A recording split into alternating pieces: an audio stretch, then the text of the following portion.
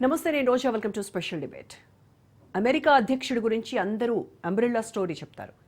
ఆయనతో డీల్ చేసేటప్పుడు అందుకు సన్నద్ధంగా లేకపోతే లాక్కోలేక పీక్కోలేక ఇబ్బంది పడాల్సి ఉంటుందన్న సందేశాన్ని ఇస్తారు. అమెరికాకు ఎంతో మంది అధ్యక్షులు వచ్చారు, పోయారు. కానీ ట్రంప్ మాత్రం అందుకు భిన్నం.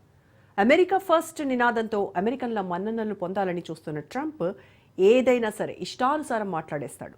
తాను అనుకున్నదే చేస్తాడు. అందుకు ఎవరినైనా బలిపెట్టేస్తాడు. అమెరికా అధ్యక్షుడు ట్రంప్ గురించి మనం వినాల్సింది, కనాల్సింది ఇంకా ఇంకా ఉందని రోజులు గడిచే కొద్దీ అర్థమవుతోంది. ఆయన ఎప్పుడు ఏం మాట్లాడతాడో ఊహించడం కష్టం. గత అధ్యక్ష ఎన్నికల్లో గెలిచిన తర్వాత ప్రపంచంలో వేరెవ్వరికీ రాని ప్రచారం ఒక్క ట్రంప్కు మాత్రమే వచ్చింది. ప్రపంచవ్యాప్తంగా ట్రంప్ తీరుతో ఎన్నో సమస్యలు వెలుగులోకి వచ్చాయి. తాజాగా ఆయన చేసిన వ్యాఖ్యలు ఇండియాలో కలకలం రేపుతున్నాయి.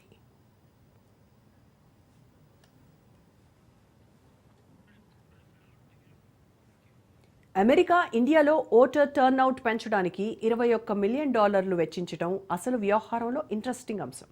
అయితే అమెరికాలో ప్రభుత్వం మారిన తర్వాత ట్రంప్ సర్కార్ ఆ నిధులను రద్దు చేసింది. ట్విట్టర్ సీఈఓ ఎలాన్ మస్క్ ప్రస్తుతం నిర్వహిస్తున్న డిపార్ట్మెంట్ ఆఫ్ గవర్నమెంట్ ఎఫిషియన్సీ ఇండియాకు నాటి సర్కార్ కేటాయించిన $21 మిలియన్, అంటే మన రూపాయల్లో 182 కోట్ల రూపాయల నిధులు రద్దు వ్యవహారం పెద్ద చర్చనీయాంశం అవుతోంది. వాస్తవానికి ఈ సాయాన్ని ఎందుకు ఆపేశారంటూ నిన్న మొన్న మనం చర్చించుకున్నాం. అయితే ఆ మొత్తం వ్యవహారంపై ట్రంప్ ఫుల్ క్లారిటీ ఇచ్చాడు. ఇండియాలో ఓటింగ్ పెంచడానికి అమెరికా అసలు 21 మిలియన్లు ఎందుకు ఖర్చు చేయాలని ప్రశ్నించారు. ఇండియాలో ఇంకెవరినో గెలిపించడానికి బైడెన్ ప్రభుత్వం ప్రయత్నిస్తోంది అన్నట్టుగా పరోక్ష వ్యాఖ్యలు చేశారు. ఈ విషయాన్ని ఇండియాకు చెప్పడం ద్వారా అనేక ప్రశ్నలకు సమాధానాలు లభిస్తాయన్నారు. అసలు ఇండియాకు ఎందుకు పైసలు ఇవ్వాలి? ఆ దేశం వద్దే బోల్డంత డబ్బుంది. పైగా ప్రపంచవ్యాప్తంగా అత్యధికంగా ఇండియా పన్నులు వసూలు చేస్తోంది. ఇతర దేశాలపై సుంకాలు విధిస్తోందంటూ చెప్పుకొచ్చాడు.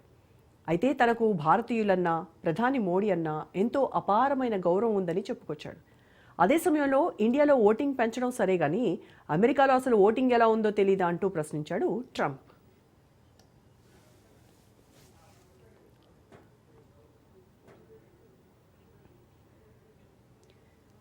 అమెరికా ట్యాక్స్ పేయర్స్ మనీని ఇతర దేశాలకు దాన ధర్మాల రూపంలో ఇవ్వడం ఏంటని ట్రంప్ ప్రశ్నిస్తున్నాడు. ఎలాన్ మస్క్ నిర్వహిస్తున్న డోజ్ 16 రకాల అంశాలను బ్లాక్ లిస్ట్ చేయడంతో ఈ మొత్తం వ్యవహారం వెలుగులోకి వచ్చింది. బంగ్లాదేశ్లో రాజకీయాలను మార్చేందుకు 29 మిలియన్లు, సుమారుగా 250 కోట్ల రూపాయలు కేటాయించడాన్ని ట్రంప్ గుర్తు చేశాడు. ఇటీవల బంగ్లా అల్లర్ల తర్వాత మాజీ ప్రధాని షేక్ హసీనాను తొలగించే అంశం చర్చనీయాంశమైంది. తన ఊస్టింగ్ వెనుక అమెరికా పాత్రను హసీనా కుండబద్దలు కొట్టారు.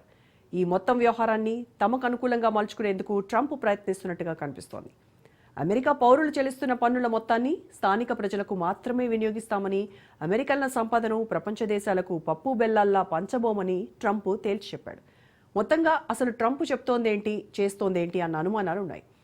నిధుల వెనక అసలు రహస్యాన్ని వివరించాడు ట్రంప్. మొన్నటి వరకు అమెరికా డెమోక్రాట్ల ఆధీనంలో ఉంది. ఇండియాలో మోడీ సర్కార్ను కూల్చేందుకు డెమోక్రాట్లు యత్నించారా అన్న అనుమానాలు తాజాగా కలుగుతున్నాయి.